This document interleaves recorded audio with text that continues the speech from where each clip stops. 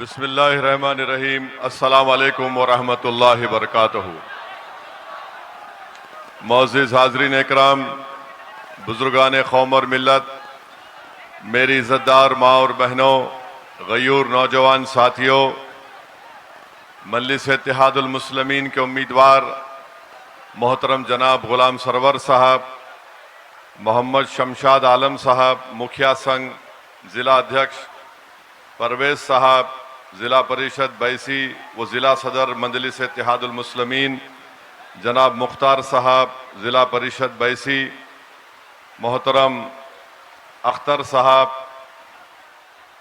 मुखिया जाहिद साहब डगरुआ, प्रमुख अबू जफ़र साहब, महमूद आलम साहब PAC चेयरमैन, नदीम साहब साबिक़ा ज़िला सदर मजलिस, आदिल साहब PACS चेयरमैन, गालिब साहब, महफूज साहब, सज्जाद साहब, सरफराज संबुल साहब, एहसान साहब और हैदराबाद के रुकन असम्बली मोहतरम जनाब मुबीन साहब और मेरे तमाम मजलिस से रुफ़क़ा, मेरे अज़ीज़ दोस्तों और बुज़ुर्गों, इज़्ज़तदार माँ और बहनों, नौजवानों, मैं आप तमाम का दिल की गहराइयों से शुक्रिया अदा करता हूँ कि आप आज गुलाम सरवर साहब के इस इंतखाबी जलसे में आपने शिरकत की और मौसम नासाज़गार होने के बावजूद भी और जिस मुकाम पर ये जलसा हो रहा है और ऐसे मुकाम पर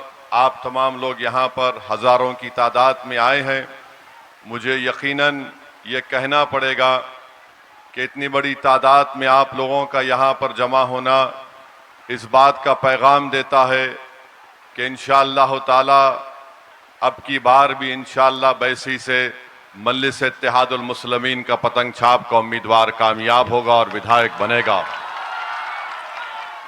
और हम ये आपको बताने आए हैं, आपका शुक्रिया भी अदा करने आए हैं कि 5 साल पहले आपने मजलिस के उम्मीदवार को कामयाब किया था। ये बड़े अफसोस की बात है कि तेजस्वी यादव ने मजलिस के 4 विधायक को खरीद लिया, उनको हमसे तोड़ लिया और मुझे बड़ी तकलीफ के साथ कहना पड़ता है कि रुकनुद्दीन साहब ने हमको छोड़कर बैसी की आवाम के जज्बात को चिकनाचूर करके वो तेजस्वी यादव के पास चले गए। मैं रुकनुद्दीन साहब को कहना चाहूँगा कि मेरा दिल आपके लिए साफ है, मगर बताओ आपको क्या हासिल हुआ। जो आज जनता में कहता है तेजस्वी कि उम्र का कच्चा हूँ मगर ज़बान का पक्का हूँ, रुकनुद्दीन वो तुम्हारे सामने एक झूठा बना और तुमको इस्तेमाल करके कहीं का नहीं रखा। रुकनुद्दीन साहब आप जान लो इस बात को कि तेजस्वी को दुश्मनी आपसे भी नहीं है, तेजस्वी और मोदी नीतीश कुमार को दुश्मनी सीमांचल की जनता से है और वो ये नहीं चाहते कि बैसी की आवाम यहाँ पर अपने वोट से अपने पसंद की एक लीडरशिप और क़यादत को बनाए। इसीलिए भाजपा हो या JDU हो, अज़ां हो रही है, अज़ां हो रहा है, 1 मिनट रुक जाते हैं, 2 मिनट फिर तक पहुंच सकता है। क्या सुभान साहब लड़ेंगे? क्या ये बीजेपी का उम्मीदवार लड़ेगा? ये तो बुलडोजर लगा के तोड़ देगा। सुभान साहब बोलेंगे बेटा मुझे क्या मालूम, मुझे तो कुछ पता ही नहीं, मैं इतना ज़ईफ हो चुका हूं। तो महानंदा बेसिन के काम को भी देखना है। गुलाम सरवर लड़कर आपसे इंसाफ करवा सकता है। मेरे अजीज दोस्तों और बुजुर्गों, इस बात को याद रखिए। और आप जानते हैं कि जो रास्ता है कुतिया पंचायत और आराबंडी में, वहां पर नदी कटाव है।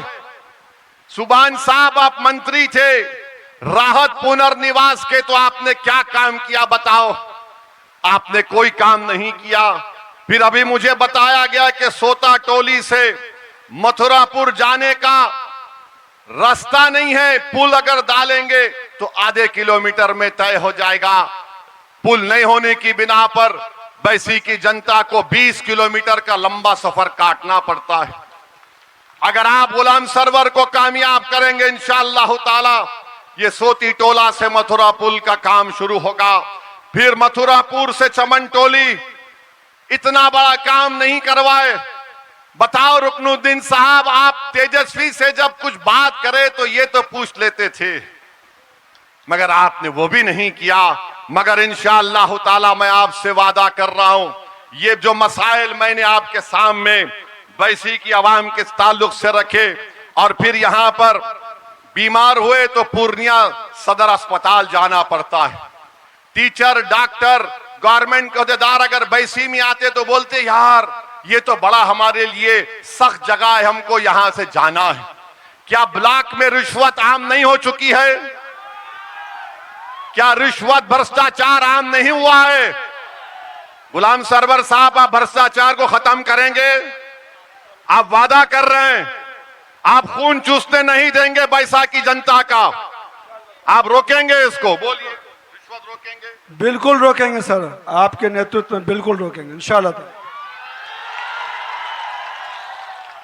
ये रिश्वत आम हो चुकी है, और किसी को पूछा गया उस ऑफिसर से, अरे बोले वो तो सबका हिस्सा है, उसमें किसका हिस्सा है?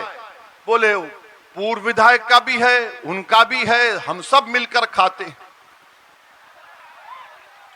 हम हैदराबाद में कहावत है कि पूरे चोर मिलकर गांव बांट लिए। मेरे भाई, इसका खात्मा करना जरूरी है। और मैं आपको बता रहा हूं, फ्लड मैनेजमेंट सिस्टम नहीं है, सैलाब आता है। क्या ये बात सच नहीं है कि बैसी विधानसभा में साल में कम से कम 2 से 3 महीना ये इलाका पानी में डूबा रहता है? बोलिए, हाथ उठाकर बोलिए। जो आपके इलाके को साल में 2-3 महीने पानी में डुबोते हुए देखकर कुछ नहीं करता, तो 11 तारीख के दिन उसको पानी में आपको डुबाना पड़ेगा अपने वोटों से। पतंग छाप पर बटन दबाकर आपको कामयाब करना पड़ेगा। और मैं आपको सीमांचल की हकीकत बता रहा हूं। मैं सीमांचल में गाड़ी में सफर करता हूं, और जहां कहीं नमाज का वक्त होता तो नमाज के लिए अब जाता हूं। मैं नमाज पढ़ के जब निकलता हूं तो 2 चीज देखता हूं। एक, हमारी मां और बहनें दूर से खड़े होकर देखती हैं। बच्चा 7 साल का होता, पुकार के बोलता पतंग छाप वाला है। हमारे बुजुर्ग से मिलता हूं, मगर एक चीज मेरी आंखें देखने तरस जाती थी कि कहां यहां का नौजवान नजर नहीं आता। नौजवान चला जाता है, कभी पंजाब तो कभी दिल्ली तो कभी बंबई तो कभी हैदराबाद तो कभी अहमदाबाद तो कभी तमिलनाडु। मेरे भाई, कौन सी सरकार काम करना चाहती है? कोई नहीं। बड़े बड़े दावे करेंगे आकर, मोदी जी बताओ सीमांचल को आपने क्या जुल्म किया यहां पर नीतीश कुमार के साथ। और ऊपर से मोदी बोलता है घुसपैठिया सीमांचल में है। क्या घुसपैठिया बैसी में है? बताओ। क्या हम तमाम भारत के नागरिक नहीं हैं? क्या यहां पर कोई बांग्लादेशी, नेपाली है? एक है बांग्लादेशी, दिल्ली में मोदी की मुंह बोली बहन है, जो मोदी को भाई बोल दे, मोदी जी उसको बोलते हैं, सब भूल जाते हैं। मेरे अजीज दोस्तों और बुजुर्गों, मैं आपको एक बात